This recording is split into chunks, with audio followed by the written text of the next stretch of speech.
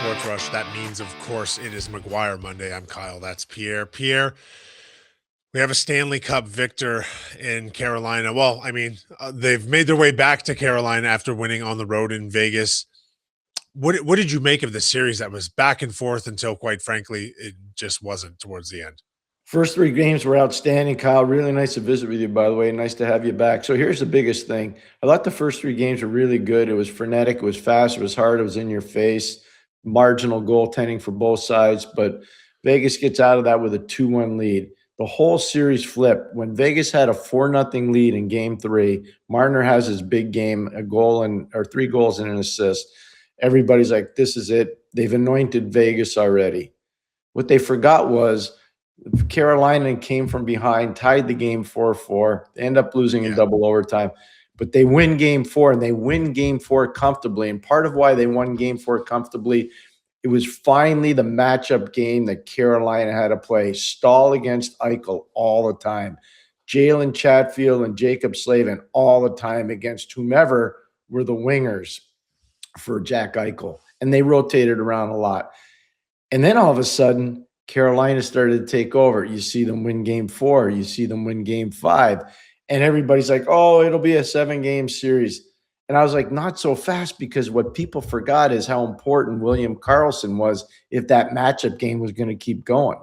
Well, they don't have William Karlsson. They get no additional thrust. They get knocked out in game 6, 3-0. And here's the biggest thing. For 15 minutes in the second period, for 15 minutes, Vegas didn't have a shot. They didn't have a shot for 15 minutes.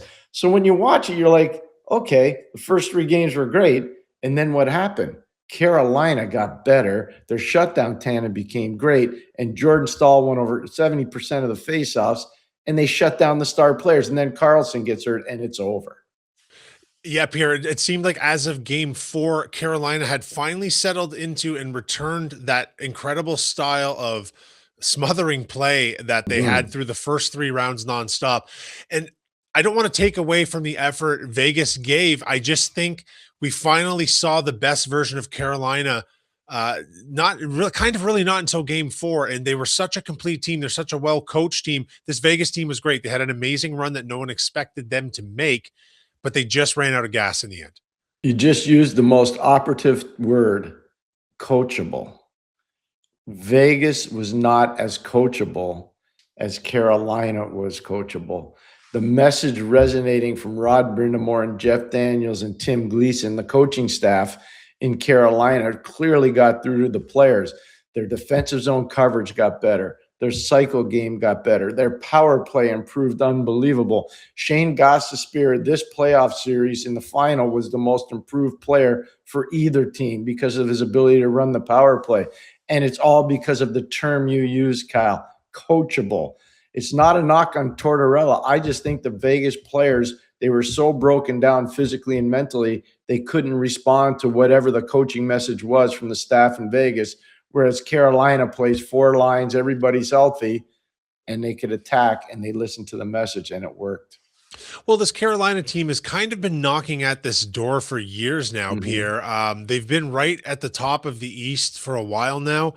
And what was different this year? Does it come down to their coachability, years in the system, years under Brindamore?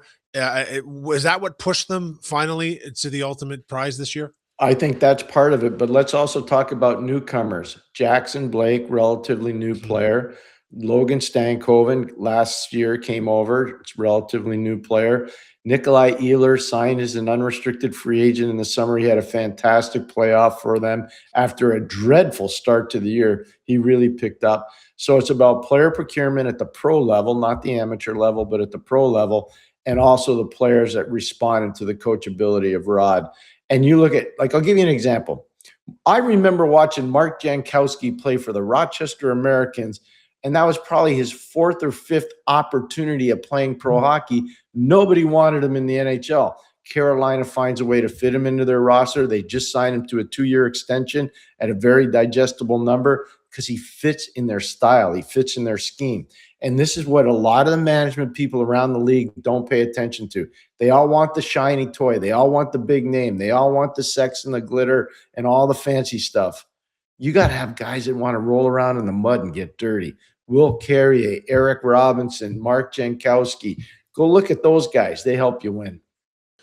And I mean, we can't really talk enough about the job Jordan Stahl did in this final Yeah. series and just the job as the captain of this team, which he has led them so well. But then the performance he put on the Stanley Cup final. And of course, he goes on to become the oldest ever recipient of the Conn Smythe Trophy. As good a player as Jordan is, first time I saw him play was playing for the Peterborough Petes. He's just a young guy, and he was so darn good. And there were nights where I've hosted him at our house for dinner when we were living in Montreal, and he was just a young kid with the Penguins, and he was just so simple and so polite and so kind. He hadn't changed.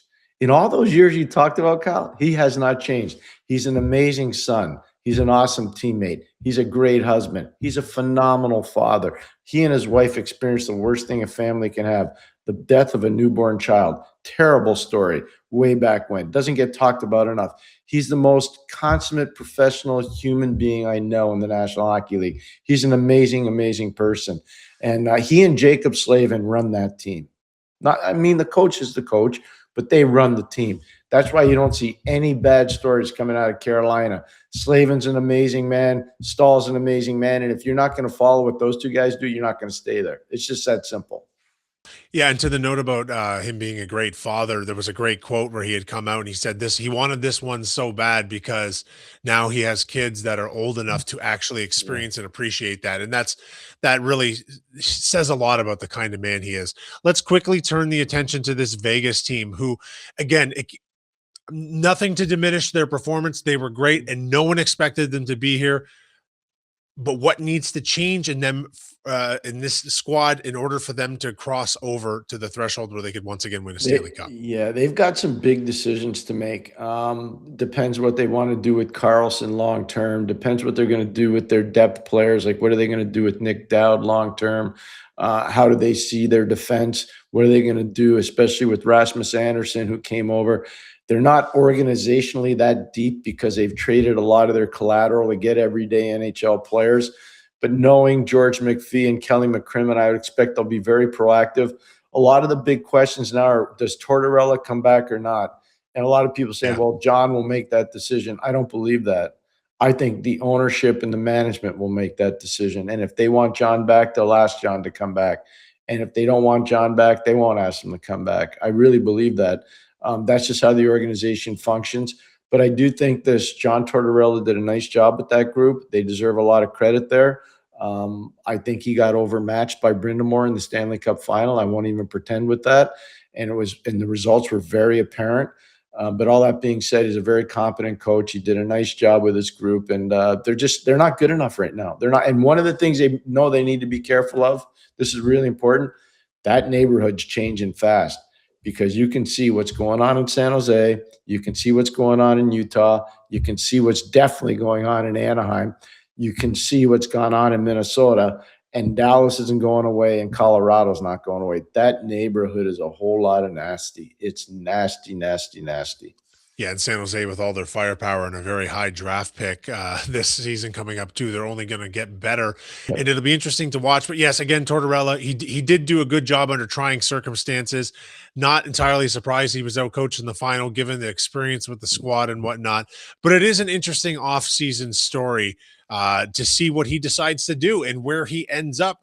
Because if he doesn't stay in Vegas, you would have to think someone would be knocking at his door. But we'll go down that road another time, Pierre, because there is an interesting footnote to this series. And I hope people remember that there was a point in which, in his last year with the Toronto Maple Leafs, Mitch Marner could have been traded to these Carolina Hurricanes, but he refused to waive his no movement clause and ended up going to Las Vegas, of course. It's an interesting footnote. It very much so is. Absolutely. What I found interesting in the handshake line, and I find the handshake line to be one of the greatest things in all of pro sport, in hockey in particular, and how well the guys handle it. Looking at the Carolina players and the way they spoke to Mitch, not all of them stopped, but a lot of them stopped. I wonder what they were actually saying to him. But the truth of the matter is they end up getting Logan Stankoven, who's an important part of their Yeah. team. And they go out and sign Nikolai Ehlers, who played fantastically well. So Mitch doesn't end up there. He ends up in Vegas. You got to give the guy credit. He had a real good playoff. He did not have a good last 3 games in the Stanley Cup final, but a lot of the guys in Vegas did not.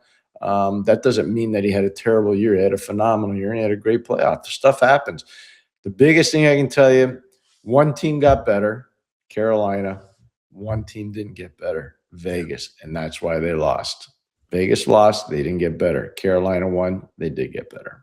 On the ice, Pierre, that's a story as old of time. So, I mean, we talked about the potential movement for Marner there. Let's transition to the Leafs here because we've talked so much about the offseason moves that have been all front office for right now. We've talked about what's going on with some of the players. We speculated where guys could end up. But there's another angle to look at the Leafs right now, and that's to the farm system because they have a team in the AHL right now that has just won their first 2 games in the Calder Cup final on the road in Chicago to take a 2-0 series lead back home.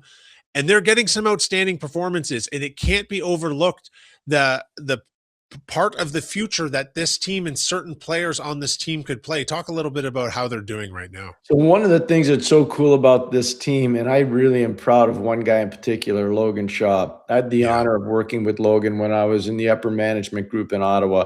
He was our captain down in Belleville, and just a phenomenal man. You know, I talk about Jordan Stahl being this great father and husband. Logan Shaw is the very same thing, and he's a leader. He's a selfless guy. He really cares. He's played so fantastically well, obviously, for the Marlies. Then I look at Vinny Lettieri. I know his grandfather really well. For those that don't know, Vinny Lettieri's grandfather is a great Lou Nanny. And it's an amazing story. And Vinny was part of so many different teams. He was a great player at the University of Minnesota. His father was a pro soccer player. He's been a tremendously important player for the Marlies. Marshall Rafai's been a good player for them. William Villeneuve's been a good player for. I mean, I can go down the line and say Easton Cowan, all these young guys. But Akhtimov in goal is the guy that really excites you. He has to excite you a little bit. He's from Kazan. He was drafted in the 2020 draft. He's big, he's athletic, he's flexible. He's actually beating out Dennis Hildeby right now. You can see that clearly. You talked about the 2-0 lead they have because they won their first 2 games in Chicago, coming back to play, I think, Tuesday, Thursday, if I remember correctly, in Toronto. So lots of good stuff going on the farm. A lot of those older players, they're past their prime in terms of NHL, but this is why you have them, to help your young guys play deep into the spring/summer and learn what it means to play meaningful games. And I think that's what Toronto's been able to do with a lot of their older players, help their young guys get better. Let's stick with Akhtimov for a second here, Pierre. He's 13-6 in these playoffs with a 221 goals against average and a 924 save percentage. Those are exceptional numbers, and he did get a couple of sniffs up in the big show this season. We talk endlessly about the goaltending situation in Toronto. We've talked about it for years. Everyone's talked about it for years. Is this like my therapist says? Do they need to look within? Is the answer inside them right now in the farm system? Is this the guy potentially for the future of the Toronto Maple Leafs? I don't know why they wouldn't think that way. I would have to think that they are looking at it that way. And you have to think because they're the only 2 teams left. I know the East Coast League, Kansas City's playing Florida, and they play game 5 tonight. No, game 6 tonight. Game 6 tonight in Kansas City. And if Florida wins, then they win, obviously, the series. But most of the eyeballs now, believe it or not, are going to be on what's going on with Chicago and Toronto. And I don't mean the original 6 NHL teams. I mean the American League teams. And so it'll be interesting. But I do think he's got an opportunity. So does Hildeby, by the way. It's one of the things that Toronto has is they've got depth at that position now. And you can turn those depth players into collateral. You really can, positive collateral for your group. So it comes down to evaluating players properly. And I think now they're going to spend more time looking at that. And Alex Nylander, brother of William, of course, he's had some very good moments in this playoff run for the Marlies as well. He has. It's a great pickup. It's absolutely true. Alex has been great. I was just with their father over in Sweden, Michael's. Nylander's a player that I coached in Hartford, had a long, distinguished career. He's actually working as an agent right now. And when we were talking, one of the things he was talking about was his son, obviously, that's playing. Alex, who's playing for Toronto's Marlies, and he's very proud of him. Very, very proud of him. Okay, one last note on the Leafs before I let you go here, Pierre. Still no coach in place. How important is it for an NHL team to have a coach in place before the draft? The media and the fans think it's really important.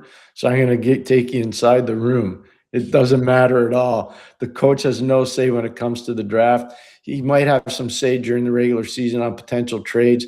In the offseason, more times than not, unless you've got a lot of experience with working with that general manager, he's not going to listen to what you have to say in terms of trades. He may ask you what kind of player you think you need, but they're not really going to pay much attention to what the head coach of the NHL team has to say about the amateur draft or about procuring free agents at this time of the year. It's just not the way it works. Okay, Pierre. Well, it is, of course, not to say that there won't be a coach in place before then, but it's not an absolute necessary. No, no, It's not a necessity for them to move forward with this no. And process. Kyle, you know what else is interesting? I they could have had Rod Brindamore as a coach of Toronto, you know. Just so we're clear, they could have had Rod Brindamore. I've heard some good things about that guy, I'm not even especially about sure they lifting ever weights early in the morning. I'm not sure they ever spoke to him. So, you know, Hindsight's an awful thing in the NHL sometimes, Pierre. But hey, listen, that's part of managing a team. And when this team does get a coach in place, I'm sure I'll be live very soon thereafter with Pierre McGuire to discuss whoever that person should be. Certainly, the search is getting narrowed. We're now into mid-June, and I look forward to discussing that with you, Pierre, because I have a feeling that might be the next big news story we hear out of Toronto. I would agree with you 100%. I really do. Thanks, Pierre. We'll talk to you soon. Oh, Kyle, great visiting Oh. you. Thanks a lot.